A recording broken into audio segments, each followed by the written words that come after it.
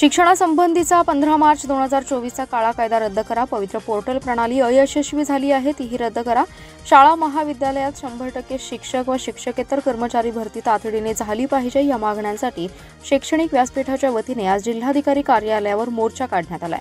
महाराष्ट्र राज्य माध्यमिक आणि उच्च माध्यमिक शाळा मुख्याध्यापक संघ महामंडळ आयोजित या मोर्चात जिल्ह्यातील 28 संघटनांचे सदस्य सहभागी होते. शिक्षक व शिक्षकेतर कर्मचारी आणि संस्थाचालक यावेळी उपस्थित होते.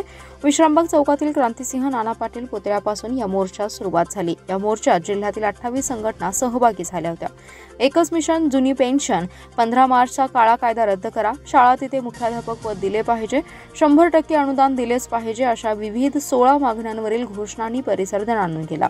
या मोर्चामध्ये रावसाहेब पाटील, संजय दुधाळ, RS चोपडे, विनोद पाटोळे, आटपाडीचे रावसाहेब पाटील, भगवानराव साळुंखे आदी जण सहभागी होते. 15 मार्च 2024चा काळा कायदा रद्द झालाच पाहिजे. पवित्र पोर्टल प्रणाली अयशस्वी झाली आहे, ती रद्द केली पाहिजे. सर्व शाळा महाविद्यालयात 100% शिक्षक आणि शिक्षकेतर कर्मचारी भरती तातडीने झाली पाहिजे. सरकारी कर्मचाऱ्यांना जुनी पेन्शन तातडीने लागू करावी, या मागण्यांसाठी हा मोर्चा काढण्यात आलाय. यावेळी रावसाहेब पाटील यांनी शिक्षण क्षेत्रातील समस्या तातडीने सोडवण्यासाठी शासनाने पावले उचलावीत अशी मागणी केली. एकच मिशन जुनी पेन्शन, 15 मार्चचा काळा कायदा रद्द करा, शाळा तिथे मुख्याध्यापक पद दिले पाहिजे, 100% अनुदान दिलेच पाहिजे या घोषणांनी परिसर दणाणून गेला.